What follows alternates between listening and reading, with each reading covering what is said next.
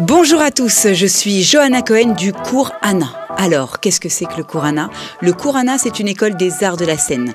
Nous avons des cours de danse, des cours de chant, des cours de cinéma, des cours de théâtre, des cours de hip-hop, des cours d'improvisation, du plus petit de 3 ans jusqu'à ce que tu puisses tenir debout. Le cours Anna est situé Paris 16e, Neuilly-sur-Seine et Boulogne-Billancourt.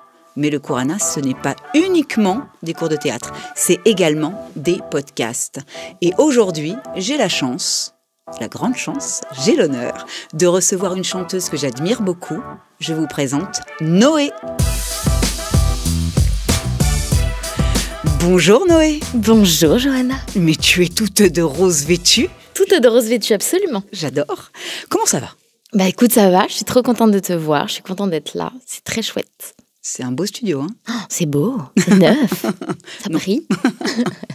Alors, ma petite poupée, comment t'as commencé ce métier de chanteuse ? Parce qu'aujourd'hui, on peut quand même dire tu es chanteuse, une chanteuse qui est reconnue. Est-ce qu'on peut avoir un petit peu les débuts de Noé ? Eh ben, les débuts, c'est très simple. C'est venu très naturellement quand j'avais 4 ou 5 ans. À l'école, je faisais un spectacle de fin d'année. Et j'avais une mélodie que notre prof de chant faisait au piano. Et le soir même, après le spectacle de la fête de l'école, je l'ai reproduit, cette mélodie, chez des amis de mes parents. Et ma mère a fait « Mais attends, comment t'as fait pour refaire ce qu'elle a fait au piano sans faire de piano ?» Je fais « Bah regarde, c'est super facile, demande-moi d'autres morceaux, je vais le faire. » Et en fait, elle m'a dit « Mais attends, t'as une petite oreille musicale quand même, c'est fou. » Donc elle m'a inscrite au piano. Et après ça, le chant est venu très naturellement et je me suis accompagnée. Comme ça, j'ai chanté en même temps et voilà. Et donc après, step by step, t'as commencé à prendre des cours de chant ? Non, j'ai jamais pris de cours de chant. J'ai pris des cours de piano pendant 10 ans, mais le chant, j'aimais tellement ça et c'était tellement aussi intuitif que j'avais pas forcément envie d'avoir la sensation que c'était un vrai exercice et que c'était un peu, ça pouvait être scolaire, parce que tout ce qui était un peu associé au scolaire, moi, ça avait tendance à vraiment me stresser un peu. Donc je voulais que ça reste très naturel et surtout passionnel, quoi, tu vois. Je vois tout à fait. 2020, je pense que c'est une date qui te parle beaucoup. La première aventure de The Voice Kids. C'était 2017. 2017 ? Ouais, j'avais 13 ans. Mais pourquoi j'ai marqué 2020 ? Mais oui, mais parce que je n'ai pas de page Wikipédia. Donc non, mais c'est pas grave, voilà. Je vais gronder les personnes qui travaillent avec moi. Moche, c'est moche, vous allez prendre cher. 2017, pardon.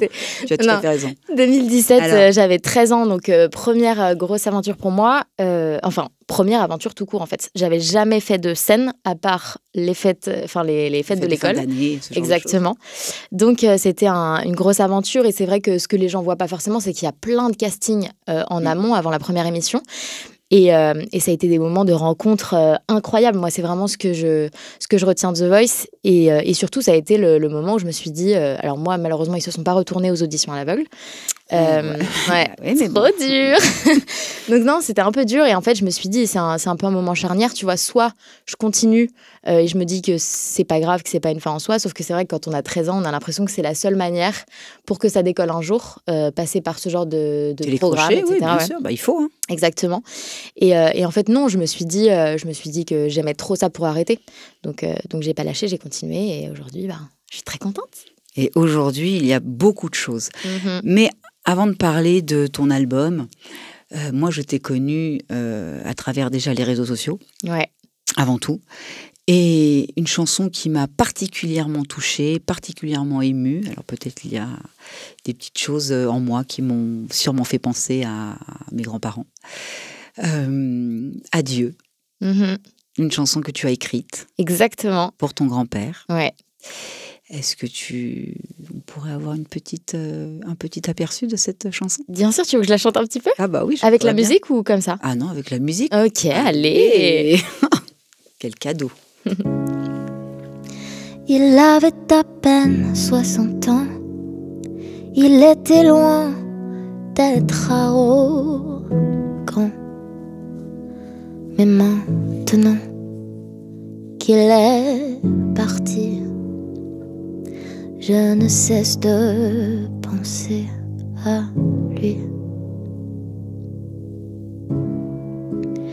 Il était un petit peu comme moi, assez timide effacé parfois. Mais faut que tu saches, je te l'ai jamais dit, mais je t'aime, papy. Adieu, on se retrouvera, nous deux, on se racontera comment c'était là-bas, comment c'était quand tu étais loin de chez toi. Y a quelque chose qui t'a bouffé, tu aurais dû nous en parler. Ta peau, ensuite tes cheveux, puis cette peur dans tes yeux. Adieu, on se retrouvera, nous deux, on se racontera comment c'était là-bas, comment c'était quand tu étais loin de chez toi. Adieu, on se retrouvera, nous deux, on se racontera. Je te dirai que c'est trop long sans toi et que ce sera dur sans toi. Reviens-moi. Waouh, waouh, waouh, waouh, waouh, que d'émotions. Tu vois bien un peu de larmes sur mon visage. Quelle chanson, quelle émotion. Une chanson que tu as écrite pour ton grand-père, une chanson que tu as écrite en combien de temps? Alors, c'est allé très très vite. Ça a été donc la première compo que j'ai faite. Donc j'avais 13 ans et en fait je pense que ça a été une sorte de... ça a complètement été une thérapie pour moi et ça a été très vite parce qu'en fait, quand je l'ai écrite, je pensais pas à écrire une chanson en fait. Je pensais juste à dire ce que je pensais et je l'ai fait avec mon piano. Donc effectivement, c'est venu très naturellement mais je pense qu'en 15 minutes, la chanson a été écrite, quoi. C'est quand même incroyable, non? À 13 ans, d'écrire des paroles comme ça aussi fortes. En fait, ce que je me dis surtout, avec du recul, je me rends compte que c'est le cas parce que le plus incroyable là-dedans, c'est les émotions comme là tu peux avoir. Mais moi, cette chanson-là, c'était vraiment pour moi en fait que je l'ai écrite pour m'aider. Et je me rends compte aussi qu'elle aide les gens. Et c'est tellement une victoire pour moi que de par mon histoire, je puisse rentrer aussi dans les histoires des gens. C'est assez incroyable et je suis très, très, très, très heureuse de ça. En plus de ça, ça a été une chanson qui a été reprise dans The Voice, il n'y a pas si longtemps que ça, qui t'a aussi peut-être un petit peu propulsé. C'est ce qui a changé ma vie. Hein. Clairement, là, aujourd'hui, j'en serais pas là si Sana n'avait pas chanté ma chanson. C'était il y a 1 an et demi maintenant, ça va vite. Et je crois que ça a été encore plus dingue pour moi de voir quelqu'un chanter ma chanson à The Voice que moi-même faire The Voice. Et en plus, ce qui était fou, c'est que ce jour-là, j'étais en famille pour l'anniversaire de mon oncle, donc le fils de mon grand-père. Et donc, on a vécu ça ensemble. Et c'était, j'ai même pas de mots pour décrire. Même là, quand j'en parle, je suis trop émue. C'est fou pour moi. Et puis, ça me donne vachement confiance en mon écriture aussi. Bien sûr. Parce que on n'a pas forcément de recul quand on écrit une chanson. Donc, c'était assez fou. Et c'est vrai que de la part de la production aussi de The Voice, d'avoir accepté qu'elle chante une chanson qui, à l'époque, et d'ailleurs, c'est toujours un peu le cas, mais qui n'est pas très connue, j'ai trouvé ça assez couillu. Et franchement, je les remercie pour ça, quoi. Écoute, il faut des petites étoiles. Et puis un peu de chance aussi, parce que c'est un métier où il y a énormément de travail, mais c'est un métier de rencontre. Complètement. Voilà, et de chance. Et tu l'as eu, et j'ai envie de te dire, heureusement. Non, c'est vrai, j'en suis consciente, c'est clair. Tu as appelé ton album Nuit Blanche? Oui. Hein? Pourquoi?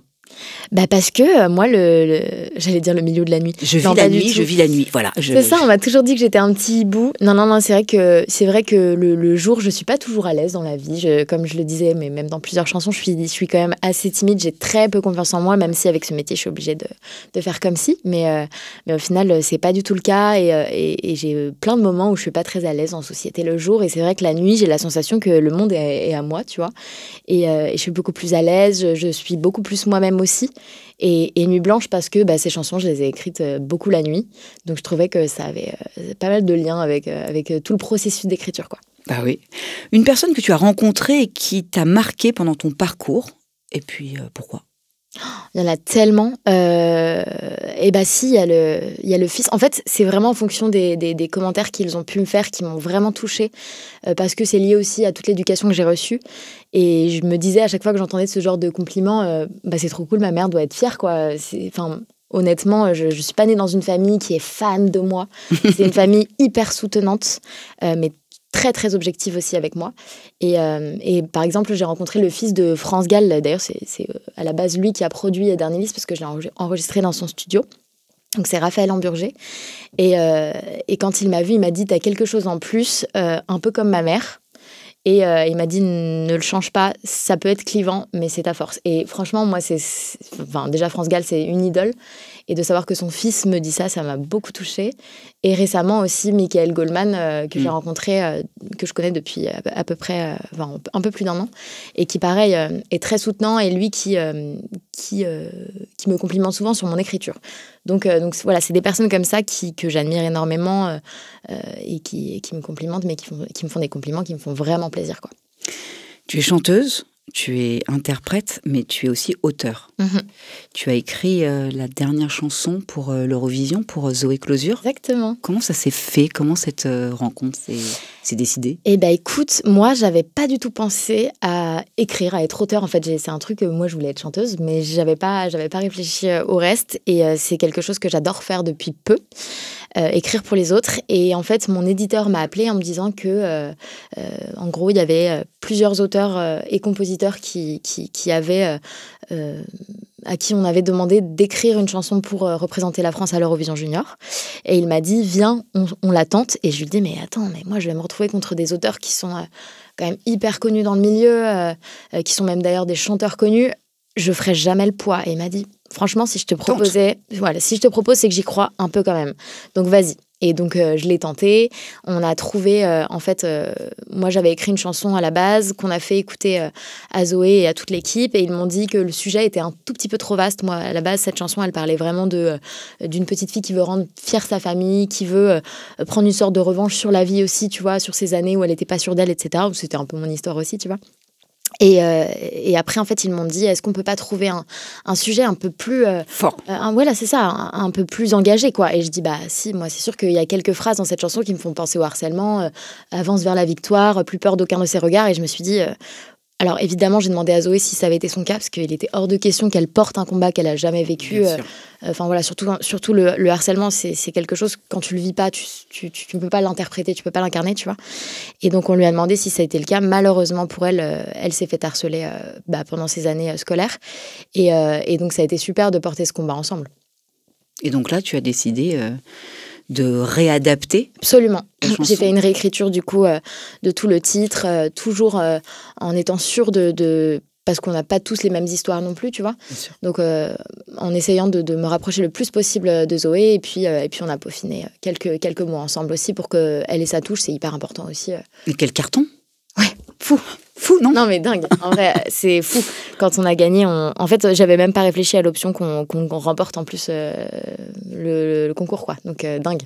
Et là, donc, une nouvelle visibilité pour toi, celui d'écrire. Exactement. Exactement. Et puis l'aventure continue parce que c'est vrai que ça m'a ouvert beaucoup de portes. Forcément, l'Eurovision, c'est quand même un gros projet.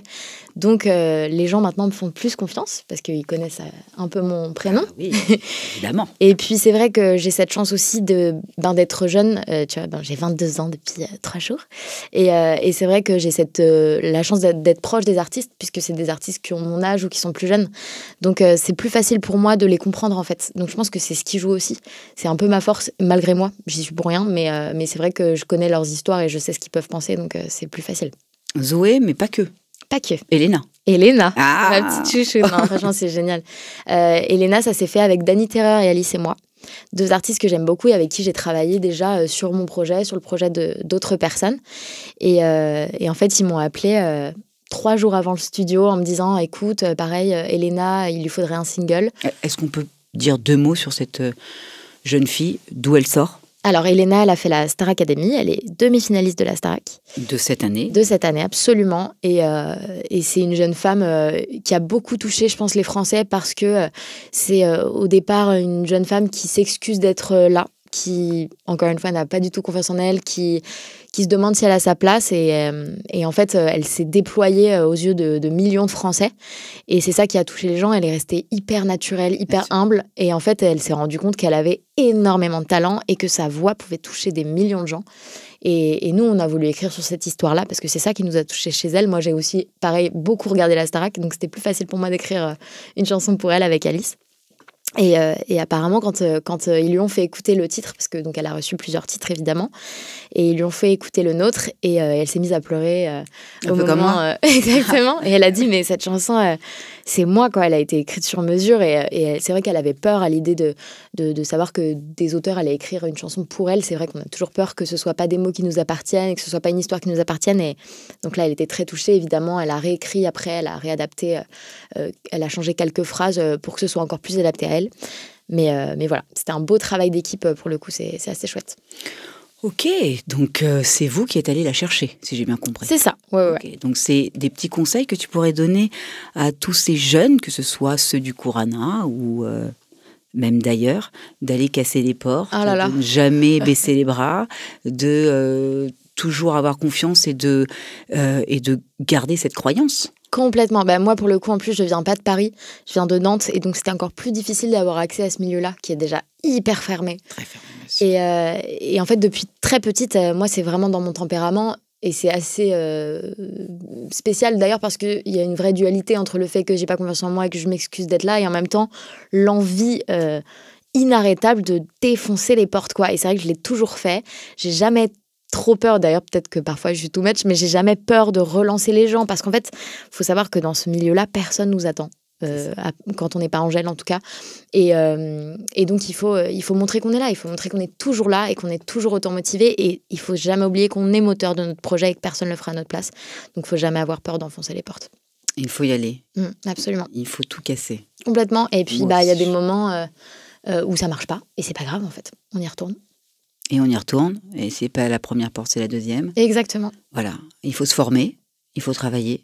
Ouais, il faut pas lâcher. Par contre, il faut être sûr de soi, et pour être sûr de soi, il faut travailler. C'est clair. Tes sources d'inspiration artistique? Eh ben, écoute, j'en ai pas mal. Ma première, c'est vraiment les chanteuses de variété française que j'écoutais beaucoup quand j'étais petite. Donc évidemment France Gall, Vanessa Paradis, Véronique Sanson, Dalida beaucoup, Berger, etc.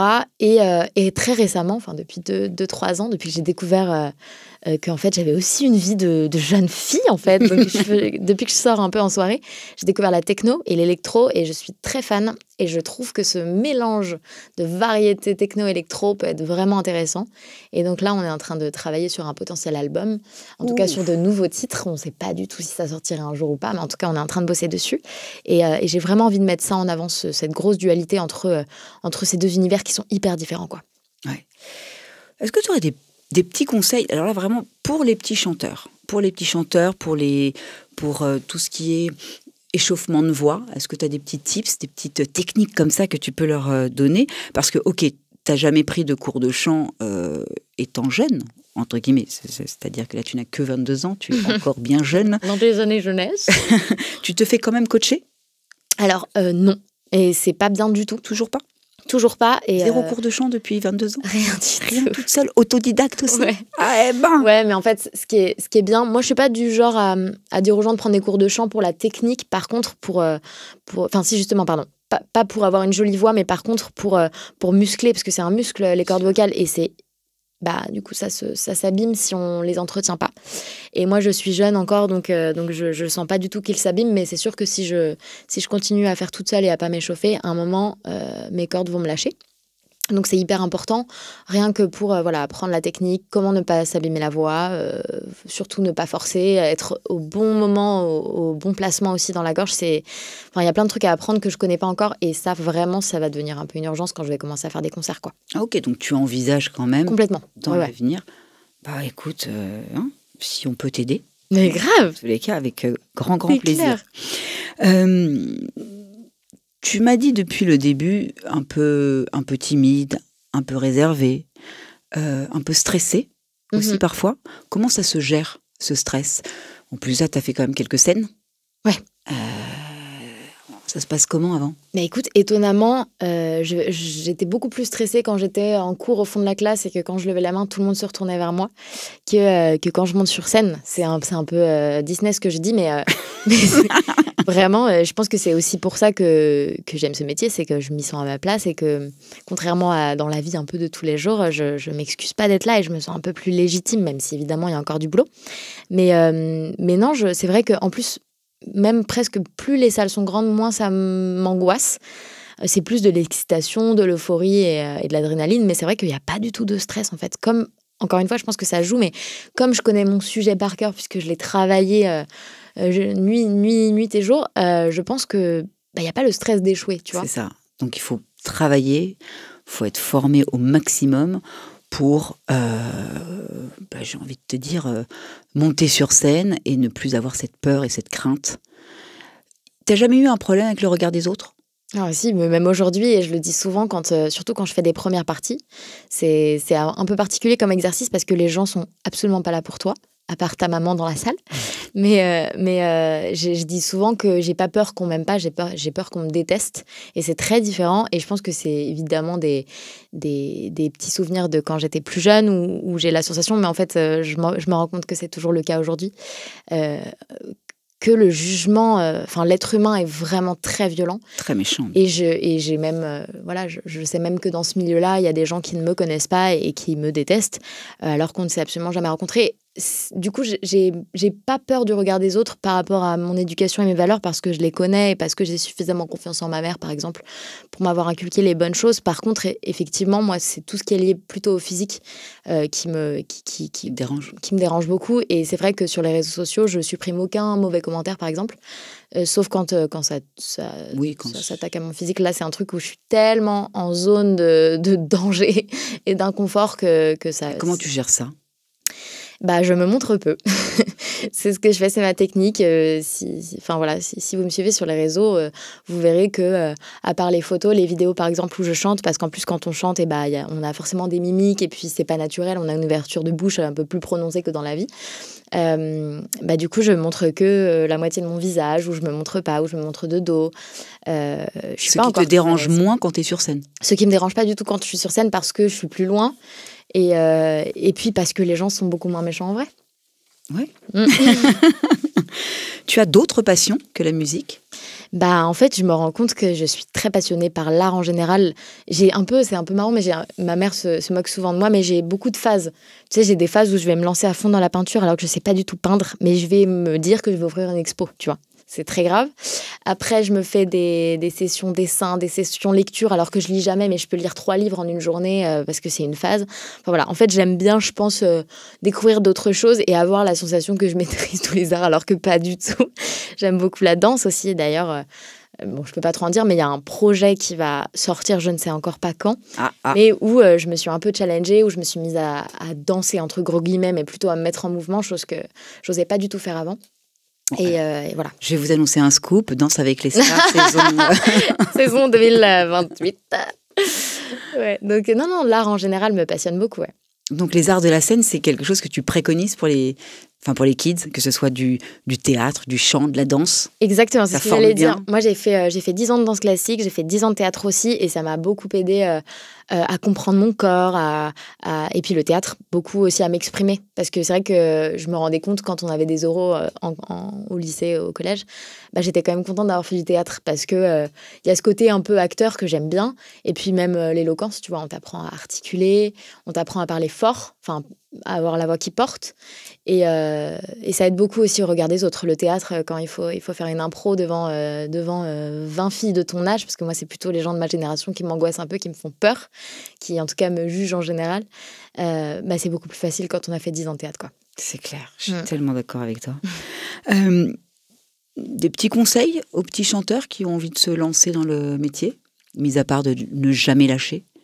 Évidemment, donc ne pas avoir peur du regard des gens, même si évidemment c'est débile parce que moi j'ai toujours peur du regard des gens alors que ça fait quand même plusieurs années que je le fais. Mais rester focus et écouter les conseils des gens aussi parce que c'est pas parce qu'on a une intuition qu'elle est forcément toujours bonne. Suivre son intuition quand même, malgré tout, et prendre les opportunités, ne pas avoir peur de dire non, même quand on est personne, ça c'est hyper important. De bien s'entourer. Bien s'entourer. Quand il y a un doute, il n'y a pas de doute. Moi, je le sais et j'ai évité beaucoup de pièges depuis que je suis arrivée à Paris, de rencontres qui auraient pu, je pense, faire que je ne serais pas là aujourd'hui, tu vois. Parce que j'ai suivi mon intuition, parce que j'ai écouté les conseils de mes proches, malgré le fait qu'ils ne soient pas dans le milieu. Ne jamais se perdre et toujours un petit peu s'écouter malgré tout. Mais il faut s'écouter, il faut se faire confiance. Les projets de Noé. Les projets de Noé. Est-ce qu'on en parle? Bien sûr. Là j'ai une petite tournée qui arrive en première partie de Stiletto. Ah, quand même. Une super chanteuse que j'adore. À partir du mois d'avril et qui se finit avec une cigale le 28 mai. Donc ça va être vraiment chouette. C'est cool parce que... Prenez vos places, s'il vous plaît. Ouais, c'est ça. C'est complet. Ah bon? Pas grâce à moi, hein, vraiment grâce à Stiletto. Non, elle a vraiment bombardé. C'était assez fou. Tout était complet très, très vite. Mais je suis contente parce que la scène, c'est ce que j'aime le plus. C'est là où on fait vraiment ce pourquoi on travaille des mois en studio, quoi. Tu vois, on partage, on va à la rencontre des gens, on voit des gens qui pleurent, des gens qui dansent. C'est magnifique. Moi, c'est ce que j'aime le plus au monde. Et donc, j'ai hâte que ça arrive. Si je te dis Cour-Anna, ça t'évoque quoi? Moi, je trouve ça génial. J'ai découvert ça, moi, il y a 2 ans. On se connaît depuis 2-3 ans, je crois. 3 ans, oui. Et c'est vraiment typiquement le genre d'école que j'aurais aimé avoir, moi, à Nantes. Parce que c'est hyper complet, parce que c'est dès le plus jeune âge aussi, qu'il n'y a aucun jugement. Je les voyais, moi, je suis venue plusieurs fois dans les différentes écoles et je voyais que les jeunes n'étaient pas du tout pareils que ceux qui ne sont pas forcément sensibilisés à l'art. Tu vois, il n'y avait aucun jugement. C'est bête, mais tu vois, je trouve que quand tu fais du théâtre, par exemple, et que tu trouves devant toi des enfants qui sont un bon public, qui sont hyper... tu sais, il y a un ping-pong entre le jeu et le public. C'est hyper confortable et moi j'aurais adoré étant jeune être dans ce genre d'école, quoi. C'est sympa tous ces mots. Disque d'or, ça te parle, non? Ça me parle, enfin je l'ai pas encore sur ma cheminée, mais je crois que ça me parle quand même. Eh bien écoutez, j'ai envie de vous dire si on peut l'écouter. Merci. Je veux un disque d'or, mais certains me disent que je dors. La lumière posée sur moi a crié sur tous les toits. Je ressens derrière ce rideau noir les yeux des gens tous rivés sur moi.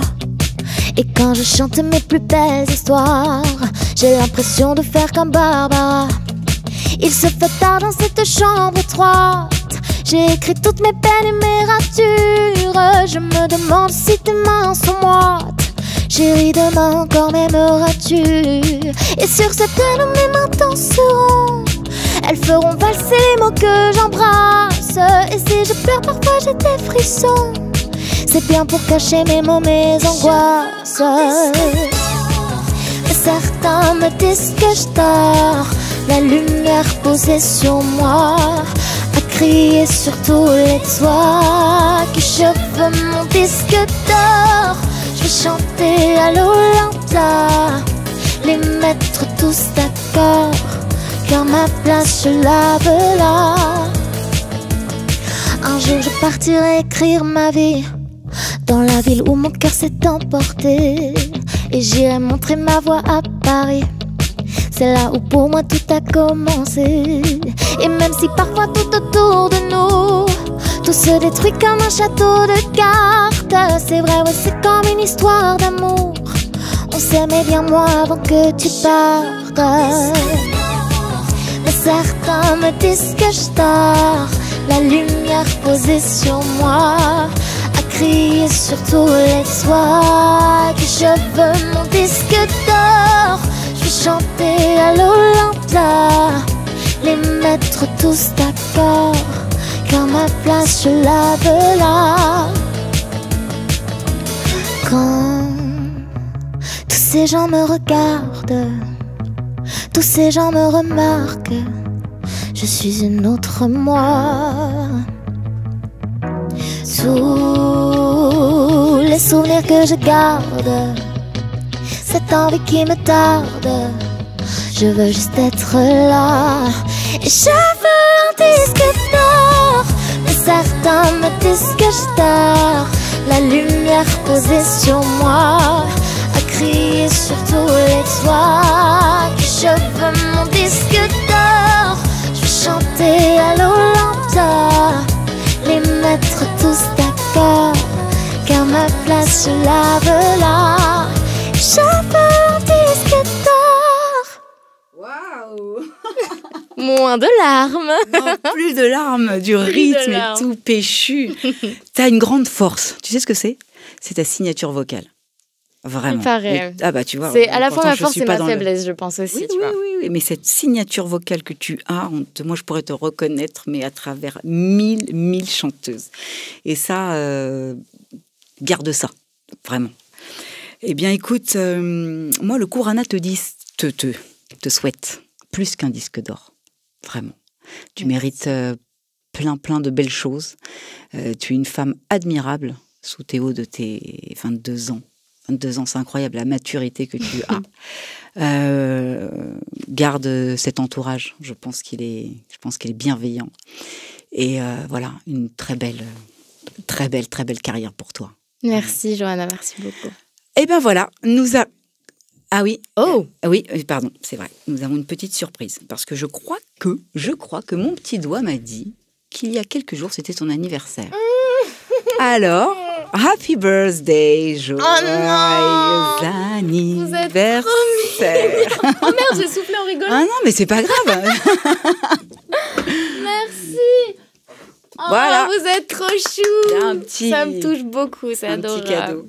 Et ben voilà, pour ceux qui veulent nous retrouver sur toutes les plateformes, que ce soit Deezer, que ce soit Spotify, Johanna Cohen raconte. Voilà, je vous retrouve très vite pour une prochaine interview. Merci encore, Noé. Merci à toi mille fois.